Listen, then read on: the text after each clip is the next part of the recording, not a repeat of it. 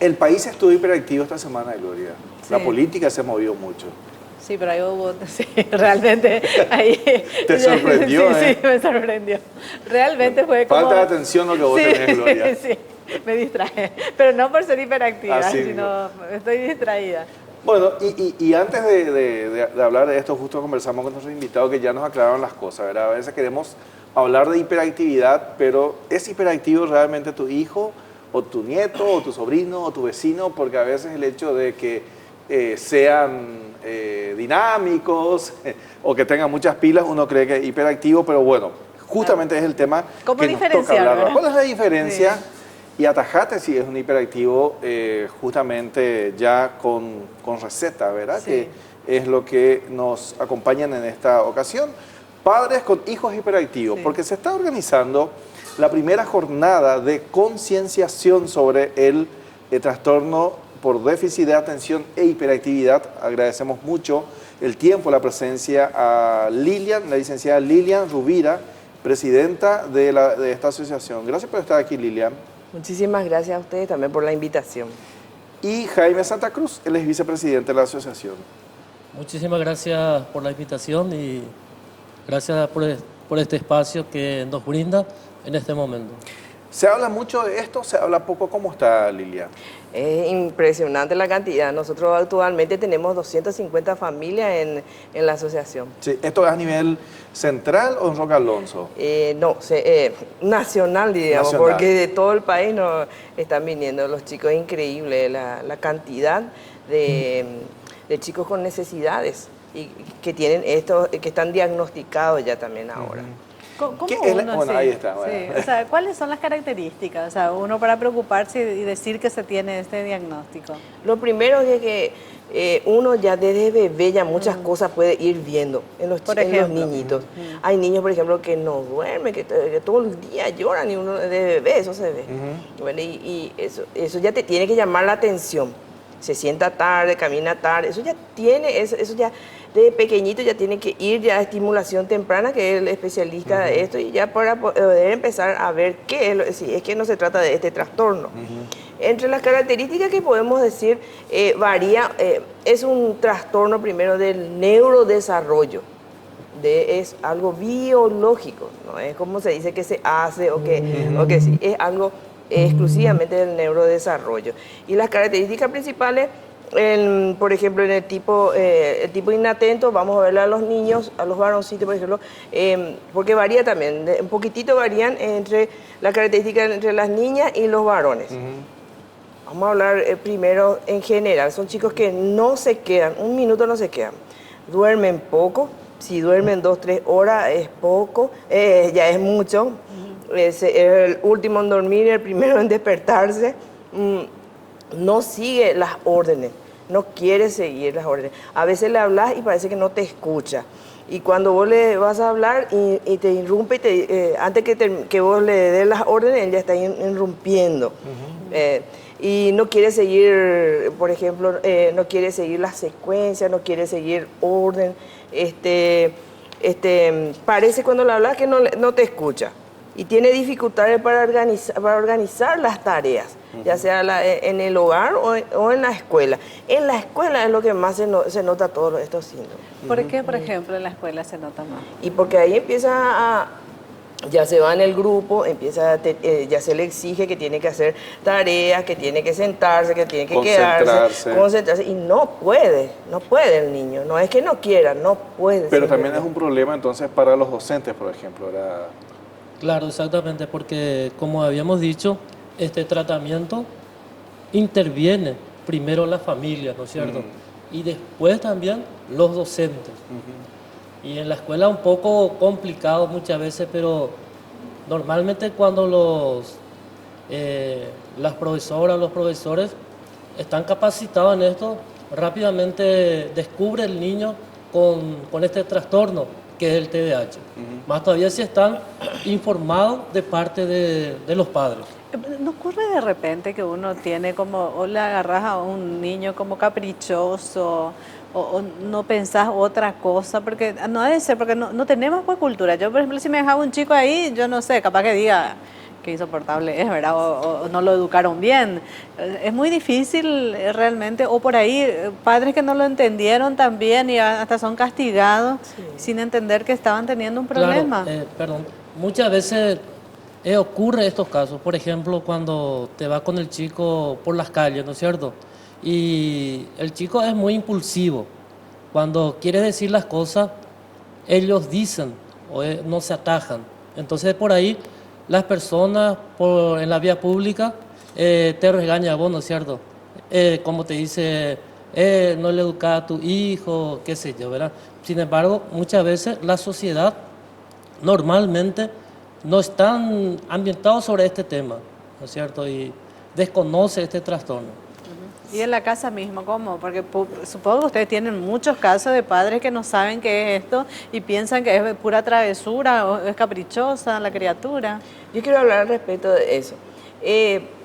Si vos le ves a un chico así hiperactivo, que no se queda, que se sube, que la mamá le está diciendo quédate quieto o no responda así, parece un maleducado, parece un chico desobediente, pero es un trastorno. ¿Y cuál es la diferencia? ¿Cómo una mamá o un papá va a descubrir si es un trastorno o si es solamente por maleducado que hace el chico? Es en la frecuencia de las reacciones, en las acciones que hace. Un niño, así por decirlo, desobediente, normalmente va a ser una vez la desobediencia y después vuelve a llamar la atención y ya se tranquiliza un poquitito. Pero ¿qué pasa con un niño con trastorno? No. Aunque le llames la atención, él va a continuar haciendo, va a continuar. Es la frecuencia de las acciones que es lo que te tiene que llamar la atención y de ahí es lo que se puede deducir si tiene o no tiene el chico. Y una vez que se detecta, ¿a los cuántos años uno puede detectar o desde chiquito ya? El primer paso para poder detectar, el padre tiene que llevar, la familia le tiene que llevar al niño al neurólogo. Neurólogo es el primer paso. De ahí pasa a la psicopedagoga, la psicóloga educacional, las psicólogas que empiezan a hacerle las evaluaciones. Los tiempos de edad común para el diagnóstico entre 4 y 6 años son. Sí. Es mucho Pero tiempo. ahí recién puede el profesional diagnosticar bien, porque ya ahí recién el chico ya empieza puede hacer los test y todo eso. Pero como yo les dije, hay signos de alarma. Ya desde pequeño, uno ya puede, de bebé, ya puede ver ciertos signos que te pueda llamar la atención. Por ejemplo, el que no duerme, los niños que no duermen, que se va al pediatra y de todo y por todo le hacen, pero no. ¿El pediatra puede ayudar ya cuando ve esto? Esa es una cosa que hay que ayudarle también a los pediatras, porque el pediatra es el primero que la atiende a nuestros niños, entonces el pediatra tiene que estar capacitado para conocer de esto, y hay veces que no conocen y te mandan de aquí para allá y de repente no, porque no conocen. Entonces, esto es importante, estas jornadas, estos talleres, para que los pediatras vayan y conozcan. Por ejemplo, ser hiperactivo en algún punto no es peligroso para el mismo chico si es que no tiene cuidado o no tiene cuidado o no tiene diagnóstico. ¿Qué les pasó a ustedes? Sí. ¿Qué no nos pasó ya?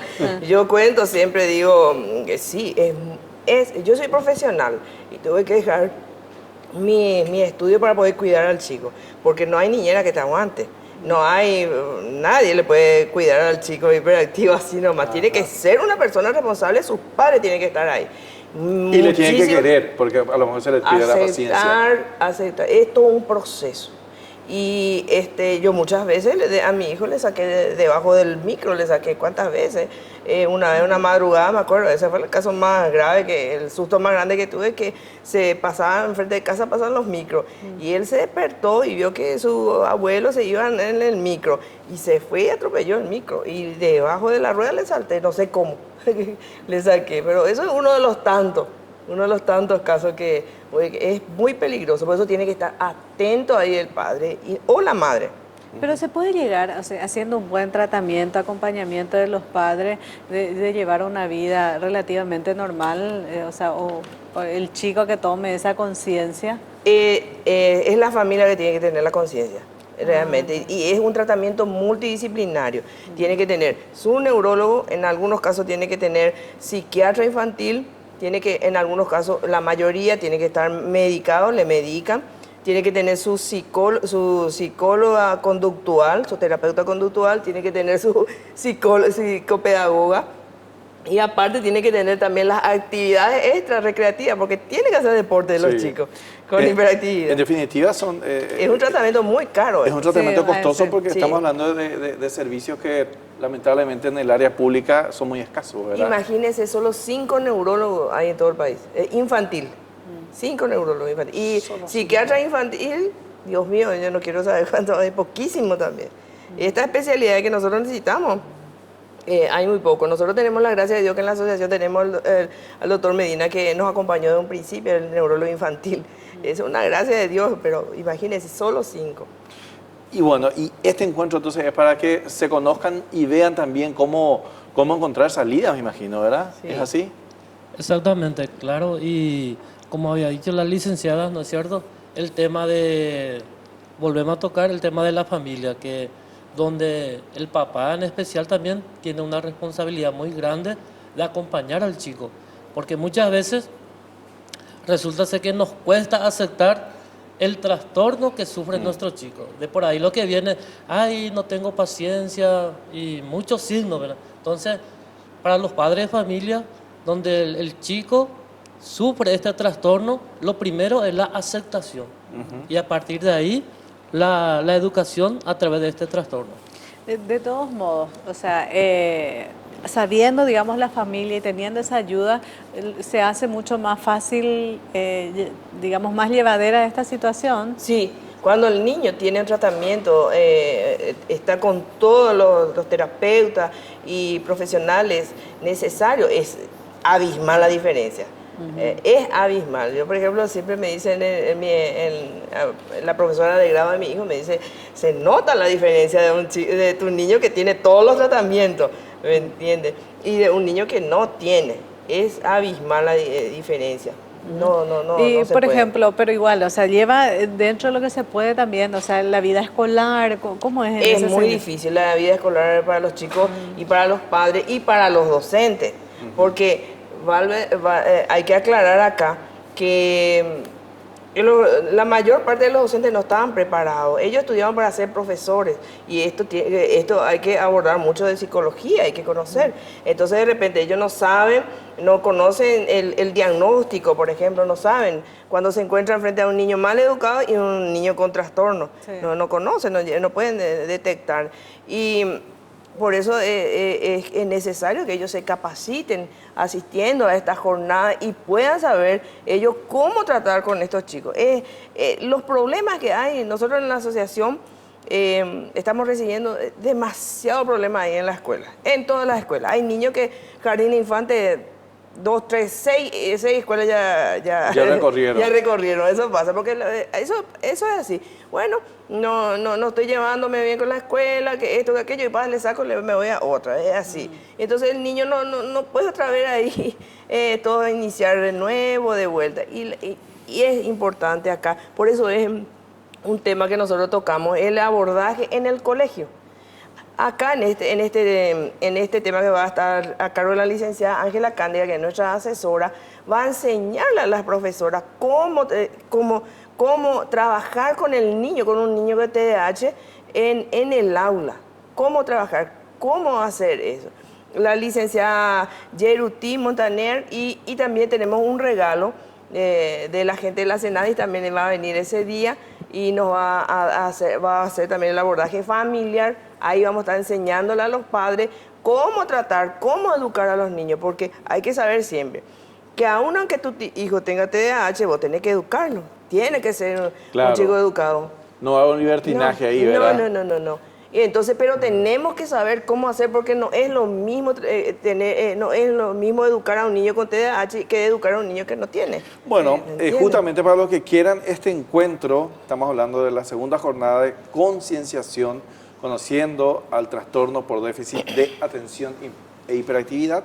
Va a ser el sábado 17 de agosto, faltan 2 semanas, de 7:30 a 12 horas, 12:30, y los interesados pueden anotarse al 0981-526-378. Repetimos, 0981-526-378. Entonces, para inscribirse, participar, realmente sumamente interesante saber, informarse, sos docente, ocupate de esto, porque puede ser que tengas niños, niñas con estos trastornos, con hiperactividad.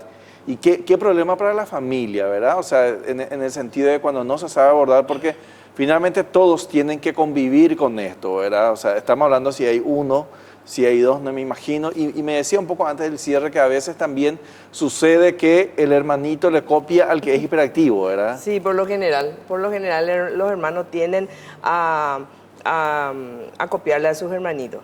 Y la misma cosa hacen. Pero no es... No es un problema. No es un problema. La diferencia, ¿sabes de dónde va?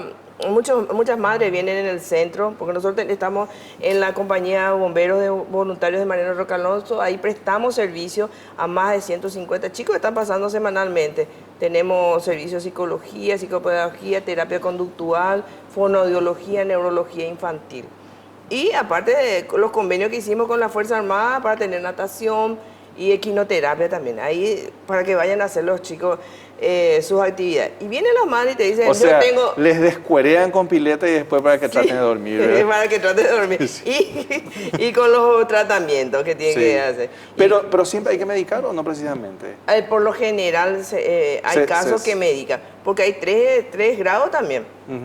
3 grados y por lo general el neurólogo, yo por la experiencia que veo que por lo general se están medicando, es necesario porque es un problema del neurodesarrollo, pues son partes químicas que necesitan que están en el cerebro, desfasajes, ¿verdad? Para eso es importante la medicación. Bueno, muchísimas gracias Lilian Rubira, Jaime Santa Cruz. Me gustaría seguir hablando de esto porque es sumamente apasionante por un lado, porque es importante hablar de esto, Gloria. Y es importante, y sobre todo lo que es el amor de los padres, ¿no? Sí. Bueno, muchas gracias y realmente éxitos en este encuentro. Esperemos que mucha gente participe, no precisamente los que tengan, ¿verdad? Ni padres que tengan, porque también es bueno ocuparse de esto como para entender a estos niños, niñas que tengan este tipo de trastornos. Gracias por acompañarnos. Nos estamos yendo, Gloria. Dale. Bueno, de hiperactividad, bueno, esta es una de las opciones, no solamente las informativas. Así mismo. Bueno, gracias por acompañarnos. Nos reencontramos la próxima semana.